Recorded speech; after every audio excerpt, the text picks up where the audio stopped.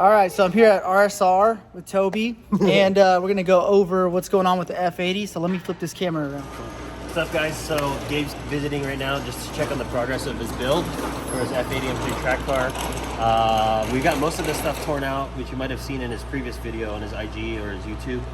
But now we've got the main outside structure of the cage in the car, tacked in obviously, but the measurements and the stress calculations, those have been all done. So as you can see here, we get really close to the body of the car. We're going to be doing some nice gusseting here, the windshield crossbar. But the really cool thing about this project that we were stoked about, that Gabe wanted to do, is the rear. So the rear is going to have obviously 2 bucket seats. So the car's going to have a total of 4 bucket seats for taking people out on the track, experiencing what the track is like in a fully built F80 M3. So you guys come back here. Again, we stick to the frame of the car as close as possible, but we've added, for the guys in the back, the 2 bucket seats and the people sitting in there, an added hoop in the rear to protect their heads in case something does happen. This is going to be the main structure that provides all the strength for the rear. It's different in the way that normally in a 4-point cage or a half cage for the rear, you'd see a direct, just a supporting section of just a diagonal 45-degree bar per se. But this is completely different from what you normally see and what we normally do for Weld-in cages. This piece right here is going to be the strength for rigidity for where the seat mounting assembly that we're calling it. So here we've got the Sparco QRT sitting on the side. We put those in probably like 20 times back and forth each side. So this is going to be the main structuring piece, and then now we're working on this part that's going to connect the rear structure to the main hoop, and then obviously between that is where the seat mounts are going to go. Besides that, we're going to see if we can put sliders, but I highly doubt it because of the height. Yeah, so I think that'll be tough for you guys to do that. That's a little extra stuff that I don't necessarily know that can work. Yeah. Because when you add the sliders, you're also making the seat higher off the ground, correct? At least an inch. Yeah. So and that's the one issue that you guys are pretty much running into is the clearance. Is it an issue? Clearance, yeah. Okay. So the seat itself is already about this far away from the roof. Okay. And then some taller guys, their helmets exceed that height of the back of the seat. Yeah. So we've been really trying to get this geometry as low as possible and then still be functional and safe. Yeah. You still get enough lean back, but you're not totally lean back. So we'll see. And then we still got to cut this factory piece of the frame out. Okay. And then go further back with a few more pieces. Okay. Yeah. Now, quick question for you guys: what is the difference in weight with having a full Weld-in cage as opposed to a bolt-in cage? Because it doesn't actually seem like there's too much more bars going in here, but I don't know exactly. I mean, you guys are the experts. You guys are the ones that are doing all the welding. How much more weight do you think that this adds? In terms of additional weight to the 4-point bolt-in that we sell that you guys can buy off the website, that cage in chromoly weighs about 55 pounds, right? But it also has a lot of more X's, crossbars, things like that. But with the Weld-in too, the added weight comes from bigger plates. Now, when I say bigger plates, we already have 3x3, which is a 9 square inch plate for bolt-in.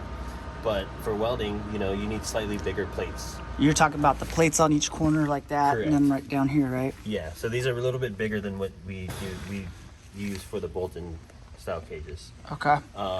In terms of the actual weight, it would have been nice to see, but there's so many test pieces and weighing each one. I guess what we could do is just take a measurement of 1 foot of the tube that we use. Yeah. And then take an overall measurement of how many feet we'll use once we're done with it. Yeah. Then we can get an actual weight. Okay. Yeah. Okay. And then on top of that, we kind of do an overkill for all of our cages, whether it's bolt-in, weld-in, where we use a thicker wall tube. So a lot of other cages are 1 5/8 or sometimes even smaller. We use 1 3/4. Okay. So that's where a lot of the weight comes from. is the wall of the tubing. Okay, all right. And for the seats in the rear, they're not going to be in like an OEM location, right? Where you get one person that sits all the way over here, a middle seat, and then one over there. They're kind of going to be a little more crunched in the middle there. A little bit, yeah. So when we put it, I didn't have to move my left, like sitting on the passenger side, right? I didn't have to like move my left leg away from the middle. It's going to feel like you're sitting normally. Yeah. Okay.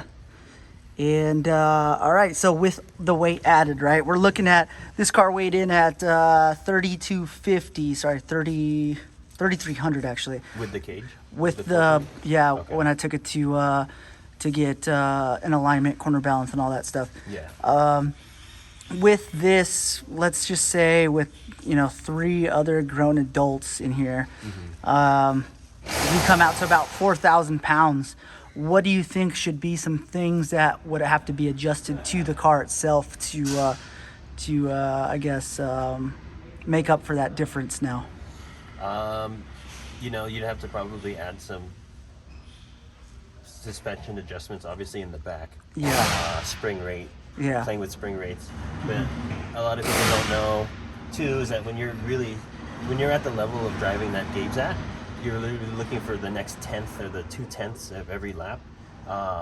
It comes down to your tire choice. The sidewall stiffness of your tire and your spring rate and your dampening and rebound.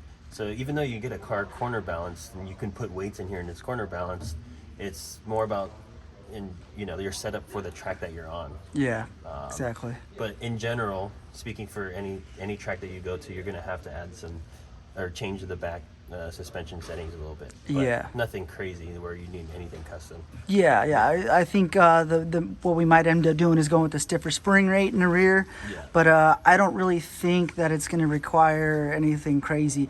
Now, you did bring up a good point with the tire compound, the tire choice. Yeah. There's definitely tires that do not handle weight very well, and there's tires that are designed for handling heavier cars. For example, the Eagle F1 Supercar 3Rs. Those are designed to handle the ZL1, which is like a 4,000 pound car. Yeah. This before I added this, before all this, it was 3,300 pounds. I could pretty much run any R compound and be pretty solid. Yeah. So it might take some time to find which R compound would be the best to run with 4 passengers or with 3 passengers, but for competition days, I think I'm going to take the seats out, and that's another thing that I'm going to be able to do, right, is take the seat off of the what are they called? Off the mounts. Off the mounts, yeah. So the cool thing, too, is that the Sparco QRTs that you got, are only weigh 9.7 pounds each. Okay. And that's, everyone's like, well, that doesn't count mounting hardware. But the way we're doing it, we're not going to have any mounting hardware. You're literally going to mount it to the cage with 4 bolts for each seat. So you're literally saving 9.7 pounds on each seat every time you take it out. So like 20 pounds there. And then talking about all the weight too, I don't know if you guys have seen, you've probably seen Gabe's other videos. The car was kind of stripped out, right? We took your headliner off. We took out some other stuff. Yeah. But we've saved everything because the car came here in that condition already, we've saved everything that we've taken out. So we'll weigh all that and then compare the weight of the cage with that, the calculation of per foot per tube. Yeah. And then you can see if it actually made a difference. Yeah, and then you're talking about removing AC, talking about removing the speaker system out of this car. That's a lot of weight that's still in this car. I think, honestly, I don't think we're going to be gaining much weight with how much we're actually losing. All these amps back here.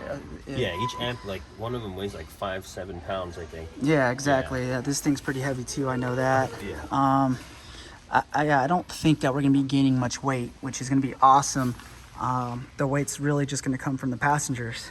So, yeah, it'll be fun. It'll be a nice little car to take to the track and have fun with the boys and even to compete with, not necessarily with passengers in it, but the capabilities of being able to remove the seats for a competition and then throw them back in is really nice. And we're super stoked for this project because I don't know if you guys have seen our project build E90 N54 build for the 2018 Bimmerfest, but we called that car the Ring Taxi, and the plan was to do this But we built that car the night before Bimmerfest, and we weren't able, obviously, to do the Weld-in cage with 4 bucket seats. So when Gabe approached me with the idea, it was like kind of finishing what we've been wanting to do for a couple of years, and you know, take people out on the track with a bucket seat, you know, going ham with a fully stripped out track prep car. So yeah, super excited to see this one come together and go out there.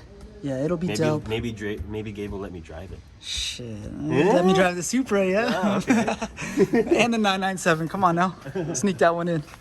All right, well that'll do it for this video. I'm gonna get out of here. I just came to see and check on the progress of the F80. Supposed to have it on track this Friday. Yeah. We'll see. But not with four bucket seats. 4 bucket seats is gonna take a little longer, of course, which I completely understand. But yeah, I'm hoping to get at least a good little shakedown of the car this Friday. Wait, it's not Beamer Challenges. No.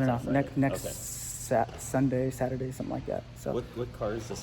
What class are you? this is going to be in B2. This is a B2 car still. And I'm gaining more weight. I'm pretty sure we can agree that this car's going to gain more weight, right? A little bit. Yeah. But it's nothing like, oh, it's 500 pounds. Yeah, it's yeah, probably no. maybe like less than 100 or Yeah. around 100. Yeah. So you guys should put out bets. Comment below. Yeah, I know, right? Yeah, see how we'll much take some bets on the car. Yeah. So with that being said, I might be able to run a stickier rubber, Yeah. which would be really nice to maybe run like an A7 on this car on track. That would be dope. So, well, I'll talk to y'all later. Hope you guys enjoyed the video. Peace.